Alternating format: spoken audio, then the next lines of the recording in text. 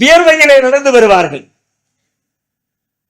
சில பேர் வருவார்கள் இடுப்பு வரை வியர்வை, சில பேர் வருவார்கள் கழுத்து வரை வியர்வை. இன்னைக்கு அதிகபட்சமா நம்முடைய வேர்வை எவ்வளவு? பனியனே நனைஞ்சு போச்சுப்பா, சட்டையெல்லாம் நனைஞ்சு போச்சுப்பா, அதை புளிஞ்சா 2 சொட்டு வரும், அவ்வளவுதான். அப்படியே வேத்து ஊத்திருச்சு.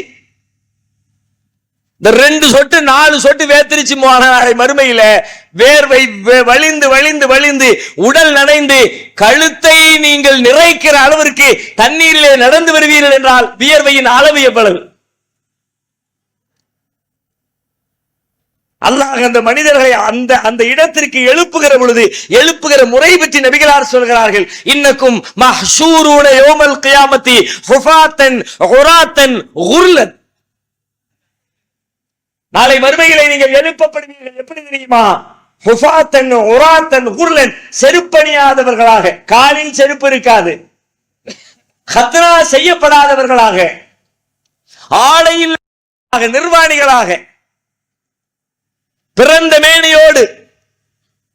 அன்னை ஆயிஷா ரலியல்லாஹு அன்ஹா அவர்கள் நபிகளிடத்தில் கேட்கிறார்கள், அல்லாஹ்வுடைய தூதரே, அர்ரிஜாலு வன்னிசாவு யன்துரு பஅதுஹும் இலா பஅத், என்ன சொல்கிறீர்கள்? ஆண்கள் பெண்கள் என்று உலக மாந்தர்கள் அத்தனை பேரும் கூடி இருக்கிற அந்த சபையில் உடலிலே ஒட்டு துணி இல்லாமல் நிர்வாணிகளாக அத்தனை பேரும் என்று சொன்னால் அது எப்படி சாத்தியம்? வெட்கம் பெறாதா? ஒருவரை ஒருவர் பார்த்துக் கொள்ள மாட்டார்களா? நபிகளார் சொல்லுகிறார்கள், ஒருவரை ஒருவர் பார்க்கிற கடமா அது? நீங்கள் நினைப்பதை போல, இந்த உலகத்தில் நீங்கள் வாழ்வதை போல இயல்பான எண்ணத்தோடு இருக்கிற இடமா அது?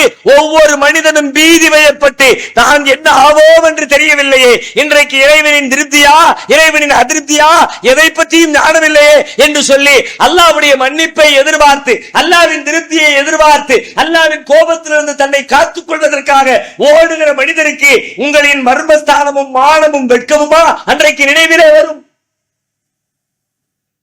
எந்த அளவிற்கு ஓட்டம் இருக்கும் தெரியுமா? நபிமார்களை பார்த்து மக்கள் எல்லாம் ஓடுவார்கள், இறை தூதரை பார்த்து ஒவ்வொரு நபியிடமாக சென்று சென்று பேசுவார்கள். ஆதம் நபியிடத்திலே பேசுவார்கள், எங்கள் நிலையை பார்த்தீர்களா? உலகத்திலே பாவிகளாக அல்லாஹ்வை மறந்து வாழ்ந்து விட்டோம், எங்களுக்காக அல்லாஹ்விடத்திலே பரிந்து பேச மாட்டீர்களா? அந்த அபுல் பஷர் கலக்கல்லாஹு பியதி, ஆதம் நபியே, நீங்கள் தான் மனித குலத்தின் தந்தை, உங்களை அல்லாஹ் தன்னுடைய கரத்தால் படைத்தான். தன்னுடைய உயிரை உங்களுக்குள்ளே அல்லாஹ் ஊதினான். அப்படிப்பட்ட பெரும் சிறப்புகளை கொண்டிருக்கிற நீங்கள் எங்களுக்காக அல்லாஹ்விடத்திலே பரிந்து பேசக்கூடாதா?